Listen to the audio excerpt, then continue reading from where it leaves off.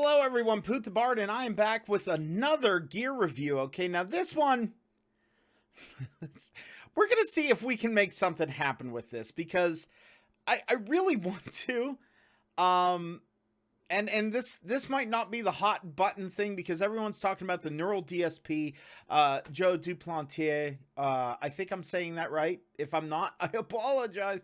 I don't really speak French. But the Neural DSP Gojira plugin, which I really want to do a demo on, but I don't feel right doing it because I have the demo, and if I review something, I want to pay for it. I want to, like, either, you know, buy it, whether it's used, whether it's new. I want to. Whoa, that focus though. I want to pay for it. So I'm playing around with it to see if it's something that I really want to spend the money on. And listen, before anyone who is a gearhead and thinks, why wouldn't you want to pay for a Neural DSP plugin? They're fucking amazing. Before you do that, I would. It's just for as much that I do recording and stuff like that, putting that much money into something is something I have to be careful with. Because I would love to buy the entire Neural DSP suite, but yeah, it's just, it's a little much. It's a little much. But so far from the demo, playing around with it, I've loved it. I've absolutely loved it. It sounds incredible. And again, just like the Jeff Loomis plugin did for JST Tones for me, this one's made me a real believer in the neural stuff. I'm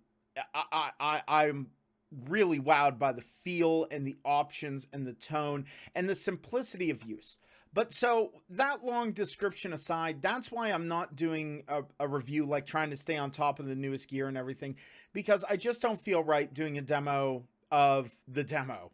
You know, I'd rather have the entire thing. However, I am doing another piece of gear that is artist related. So at the end of my last video, I showed you this little bad boy. And for a lot of people, that name right there, Digitech, can be very nostalgic, but not necessarily the greatest thing in the world. So today, listen to the satisfying zippies. We are going to take a look at one of Digitech's artist pedals, and it is the Scott Ian Black 13 pedal. Let's take a look at it. So the Digitech Scott Ian Black 13 pedal was part of Digitech's kind of run into doing artist-themed pedals. Now, the other ones in this series included the Brian May Red Special, which right now is the most expensive of the bunch. And from what I understand, kind of the rarest of the bunch as well, which is why they're holding such value. I would love to get a hold of one of those one day because, like I said before, I just love kind of offbeat, goofy gear. And these Digitech pedals kind of are that. They run the gamut from, oh, that's kind of neat, to surprisingly okay, to just the worst pedals ever. The Scott Ian Black 13, I think, sits kind of somewhere in the middle of that's kind of neat. You know what I mean? It's a neat little thing. First of all, mine is in, you can see, very kind of used shape. I bought it used because it was a good deal, and it came with this neat, nifty little bag. So this one, it had a chrome finish. Mine obviously has worn, but you can kind of see some of the shimmying and the shaking. And by shimmying and shaking, I mean glinting, because chrome doesn't shimmy and shake. And it's a really interesting little thing. 4 controls here, as you can see. You have level, control 1, control 2, and mode, or model rather in this one. 1 input and then 2 outputs. 1 output is designed to go into your amp. The other one is designed to go directly into the board, so we're going to see how both of those sound. You can run this off of a 9-volt battery. However, with it being a digital pedal, especially a digital modeling pedal, it eats 9 volts for breakfast. And in this case, this pedal here, the controls really quick, just so you know. The level obviously is the amount of output, just more volume. Control 1 controls low frequencies. but except for one model. So it's a low knob. Okay, you have basically two knob EQ for Control 1 and Control 2. Control 1 controls low frequencies, except on Model 7. We'll talk about that when we get to it. Then Control 2 controls the high frequencies. So you basically have a low and high contour, for lack of a better term. Now, the model knob, there are, like all the other Digitech series, there are multiple models, and this one supposedly gives you tones from Scott Ian's career and his history with Anthrax, Stormtroopers of Death, and stuff like that. So mainly it's the Anthrax stuff here, but so Model 1 is supposed to emulate his tone on I Am the Law. Okay, the second one is supposed to be Madhouse. The third one is supposed to be March of the SOD, or Stormtroopers of Death. The fourth is Protest and Survive. 5 is Room for One More. 6 is What Doesn't Die. And then number 7 is Finale. Okay, so Finale is the different one. The other ones are more just amp models. You control the highs, you control the lows, and you play. Number 7, however, is a little bit different. It has a pitched delay on it. So every repeat, it will either go down or go up in pitch. Okay, Control 1 in that case controls the amount of pitch shift. Okay, in Model 7, and then Control 2 controls the length of the delay. So how many repeats you have. So this is going to be kind of a neat little thing. The first thing we're going to do is we're going to run the output from amp. Okay, just to hear how that sounds. I'm really kind of interested to see what the two different ones do, because I have only run it on the output to board, which it's supposed to have something relevant to a model, what do you call it? A cabinet emulation on it to run it directly into the board. So theoretically, you can take this and have it be your rig for a gig. Don't know if you would want to, but we shall see. And I mentioned the other ones in there. I said Brian May's Red Special. They had a Jimi Hendrix. Those were both like wah treadle pedals. Then there was also the Dan Donegan Weapon, which I also have one of those. Maybe we'll do one of those as well.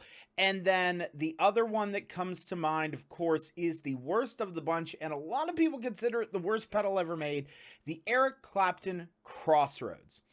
I have no intention on picking one of those up, but I know who has a really good demo of it, and that would be Ryan Bruce, aka Fluff, here on YouTube. You go check him out, and he has a demo of that, and man, it's garbage. Let's see if the Black 13 is just as garbage as that. Here we go. All right, so I'm now over in Reaper, of course, as always. This time for this review, you can see, to start this, because as you would run it into an amplifier, right? We talked about the two different ways you can run this pedal, this Black 13. One output is to an amp. So the way that I'm kind of copying that is I'm running the pedal into my audio interface. Again, that's a Focusrite 18i20. And the first thing it's hitting is it's going to hit the Ignite Amps tube power amplifier modeler. You can see everything is straight up and down at noon. It's just basically giving it a power section and kind of emulating a power section there. So it's like we're running into a power amp. Next, I'm, of course, going into the Lancaster Audio Pulse Impulse IR loader. And I'm using this time, and I went back and forth on some of the cabinets because Scott Ian traditionally has used Marshall stuff or Randall cabinets and things. But I went with a 57 on a Mega TR, which is the traditional Mesa. I figured it just kind of fit the vibe. It's vintage 30s. It's a traditional sized cabinet. And we're going to use my Ibanez here that we effectively call Scarface, because it has some scars on it. And it has a DiMarzio Norton in the bridge, because I don't have anything that has a JB to kind of cop that, or anything that Scott Ian has used, which is the JB, or I believe the El Diablo from Seymour Duncan. I don't have anything like that, so we're gonna go with this. You know, it kind of cops the vibe. So right now, here is my clean.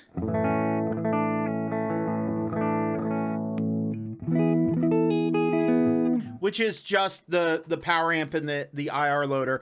Now here we go. We're gonna hit on the we're gonna hit on this pedal, and we'll see how it goes. The other thing I forgot to do is pull up a model list. Oh no! All right, so the first model that we're gonna be sitting at is the I Am the Law one. Now I'm not gonna be playing Scott Ian riffs because I honestly don't know a lot of Anthrax. I like Anthrax, but I never learned a lot of their stuff. Of course, I know Madhouse and things, as most people do, but I Am the Law is you know, kind of one of their staples. This kind of just like covers the entire history and hits like the, you know, the greatest hits of Anthrax throughout the years. Or at least they're the tones that Scott Ian was proudest of. But we're going to start with I Am the Law. Here's how we're doing this. Both of the control knobs, so the low and the high contour, are going to be sitting at noon, okay? The only thing that is not at noon, obviously, is the model, because it just notches between things. The level we have at 3 o'clock, just so it hits the front end of my interface a little bit better. So we had our clean, and let's go ahead and kick this thing on.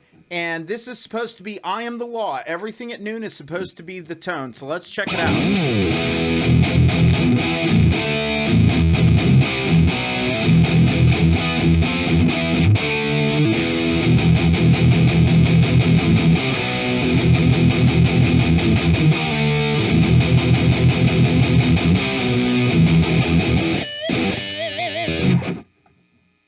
You know, it's not as bad as I thought it was going to be. It honestly is not. It's not as bad as I thought it was going to be. It's a little woofy and it's a little unclear. I could change the IR, but I feel like we need to have like consistency throughout the whole thing. So that's the first one. That's I Am the Law there. And let's tweak it to see if we can't clear it up just a hair. Okay, so right now, you know, it's like, so I'm going to bring the highs up to about 2 o'clock, so control 2, and control 1 I'm going to bring back to just before 9.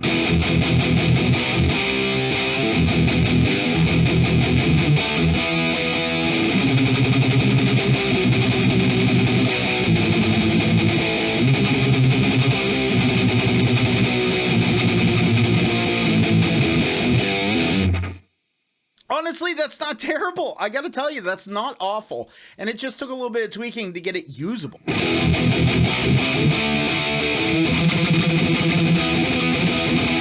Like it's in there. That's not bad. Okay, let's put the controls back at noon. And let's pop on over to the second model, which is Madhouse. So, I mean, I might as well kind of. So everything at noon, this is supposed to be the Madhouse tone.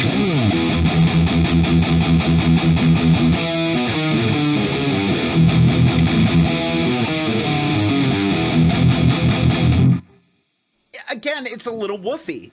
I mean, it's there. It's a little woofy. So let's do exactly what we did before. Let's bring the highs up. Let's bring the lows down.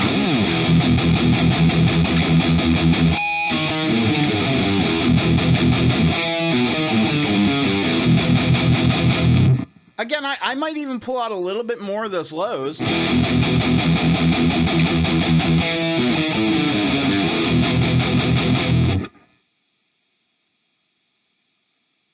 So far, my skepticism from the intro is kind of abated. I'm not gonna lie, like, it's there. Does it feel great? Not necessarily. I mean, it's not gonna feel like a modern day amp model or anything, but it's gonna get the job done. And for sound wise, it's pretty good. I'm so far, I'm pretty impressed with the way of like running it into an amplifier. You know what I mean? Let's pull up that model list again on my phone that keeps shutting down. So let's go on over to number 3. This is supposed to be March of the Stormtroopers of Death.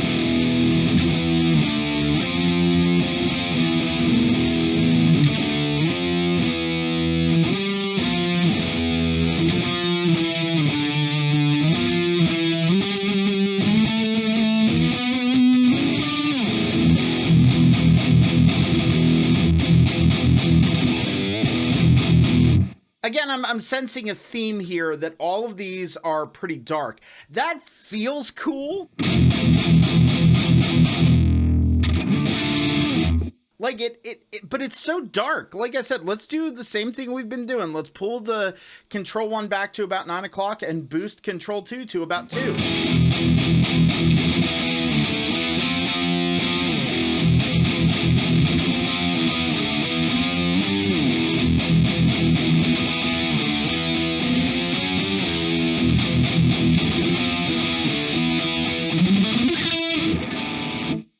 Again, it's not bad. Like, if you find like a setting for those lows and highs, it's just there. Like, it doesn't sound terrible. It doesn't sound terrible. Like I said, the feel is kind of stupid, but stupid's a poor term. I'm a bad person and a terrible reviewer. Oh, my opinions. No. Like I said, the feel, it feels very digitally and very kind of, but the sound is, I think, is pretty good. It's subjective. You can debate with me. The next after this is Protest and Survive. Again, put everything back at noon because maybe we'll, hit the mark here. Let's see. Again, it sounds like a blanket over everything.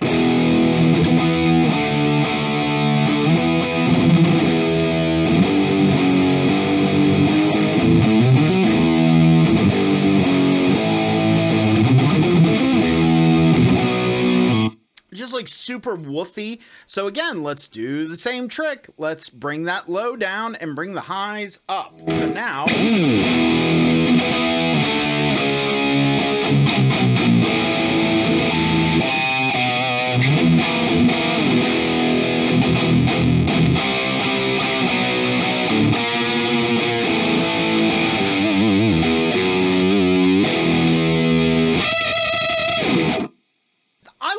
one. That one so far might be my favorite one so far. I don't know why. It sounds good.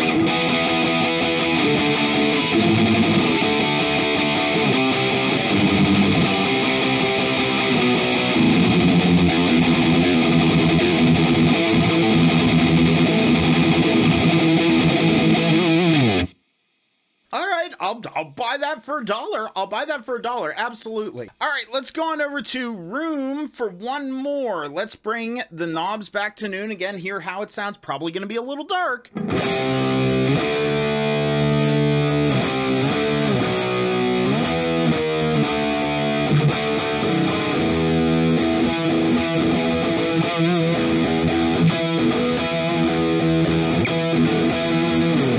Again, just a little too dark, but the low end isn't as woofy, so we're just going to bring the highs up here again to just past 2 o'clock.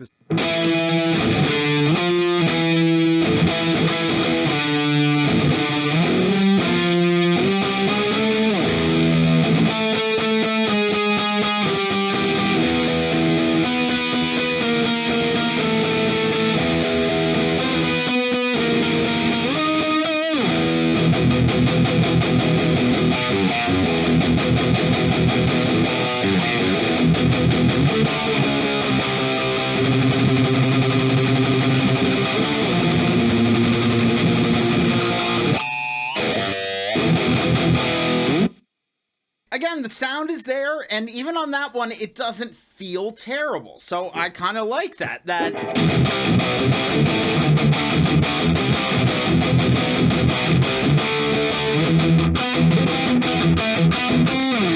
I like that one, and it's cool because I thought there's not as much gain on this, but there's just enough gain to keep it like chugging. But it's not overbearing. You know what I mean? It's not too fuzzy.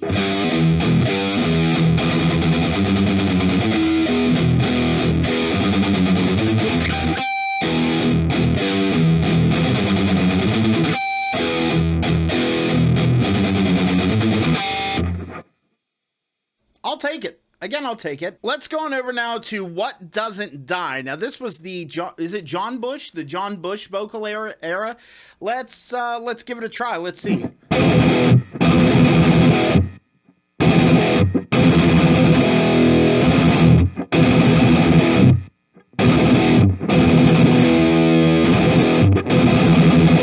I think this one was drop tune.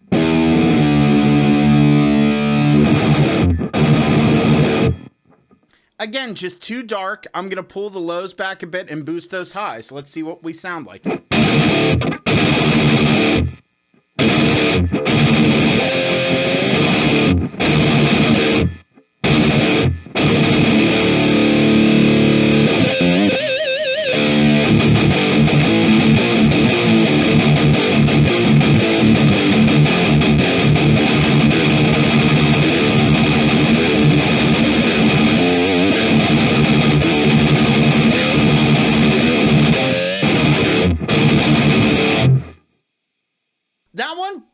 so far, with a little bit of tweaking, sounds the most accurate to the album, because I know that song, and that you cannot kill what doesn't die. That one's probably the most accurate. It's an extreme, like, you really feel that scoop, that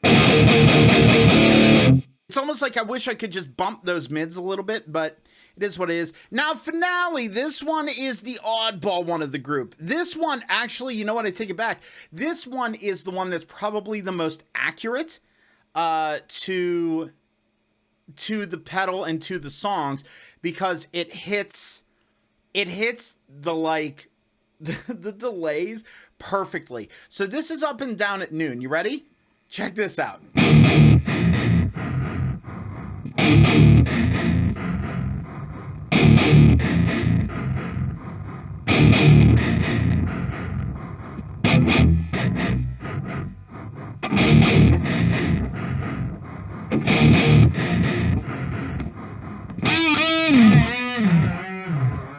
That is so neat. Like, this pedal, if you can find it for a really good deal, that effect by itself to me is worth paying, you know, a good deal price for it. So let's see what these controls do now. Obviously, I said control 2 controls how many repeats. So here it is at noon, which is what, like, the album should be, apparently. So now if we turn it down, like, I'm going to go extremes. This is all the way down.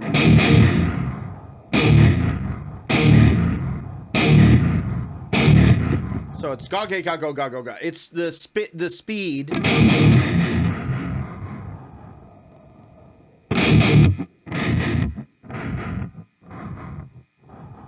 So I guess it's not the amount of repeats, it's how fast the repeats happen. This is extreme the other way. Ready? So, I mean, this is super cool. Like, this is a super neat function. It's a really simple delay, but it's interesting. So now if we bring control 1 back, so this is where we're at. We're back at noon.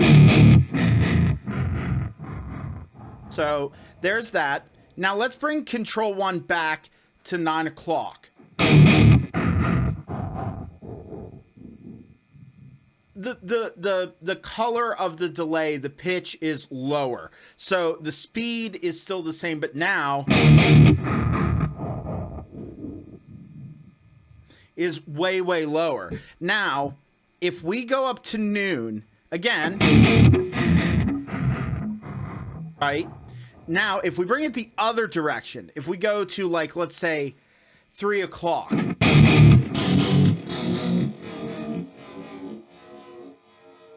it starts going up in pitch, and it sounds weird. Oh, that's crazy. Like, I've never turned that all the way up. That's... Oh, wow, that's kind of neat. Let's see if we turn the pitch all the way up and the delay speed as fast as it'll go.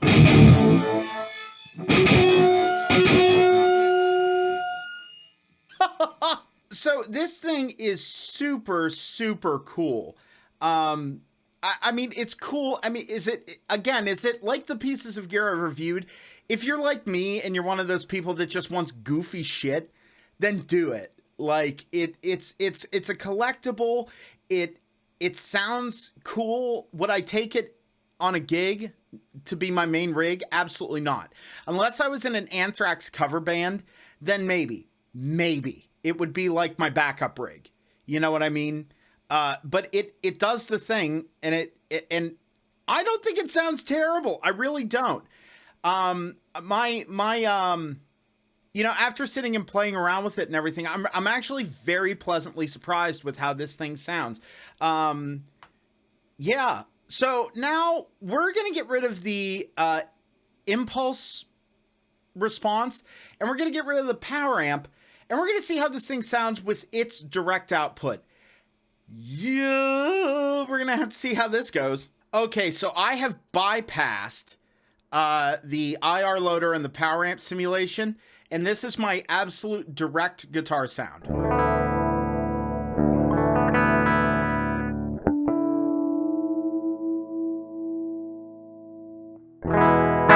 Okay, so there's that.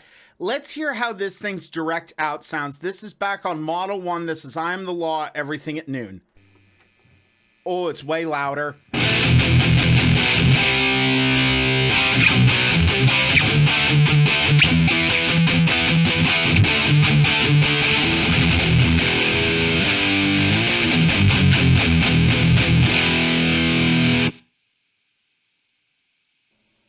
Okay, it's not good, but it's not as abysmal as I thought it would be. So this, the highs are harsher, the low is still muddy, but not woofy. So I'm going to leave the highs where they're at and pull out some of those lows. Actually, we'll bring those highs up a hair. How's this going to sound? Let's bring those highs back.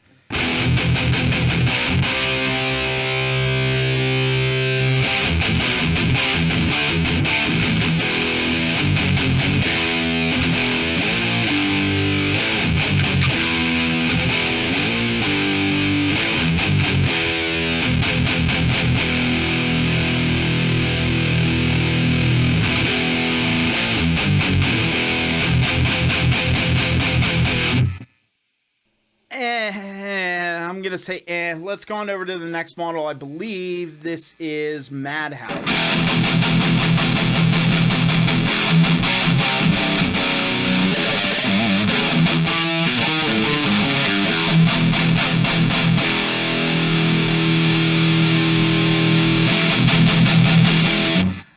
Ah, those highs.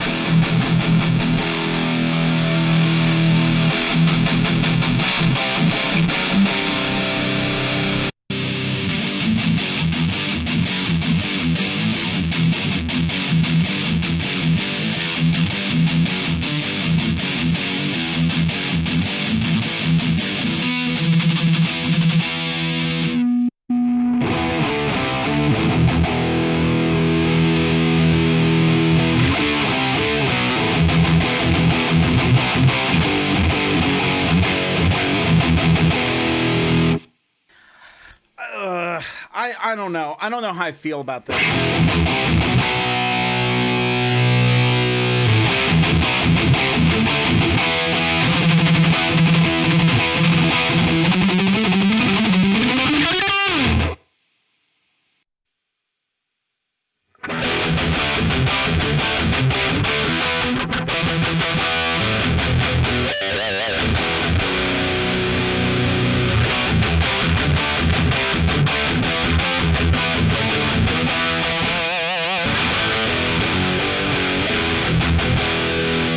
That one is kind of nice. That one's kind of nice. Which one is that? That's Model 5? That's room for one more.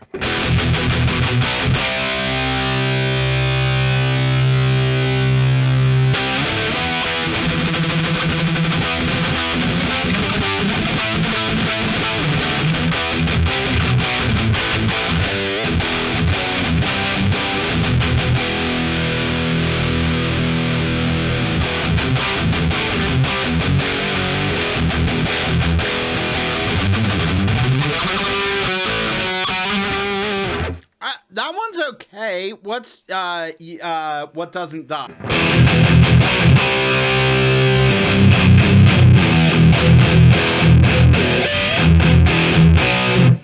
Blech. Let's hear how Finale sounds.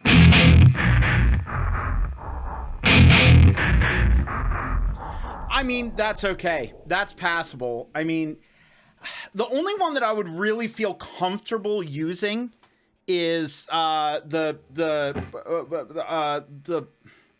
Model 5. My God, I have the worst memory of anyone ever, and my phone keeps shutting off. Thanks, phone. Thanks, phone. That's the room for one more patch.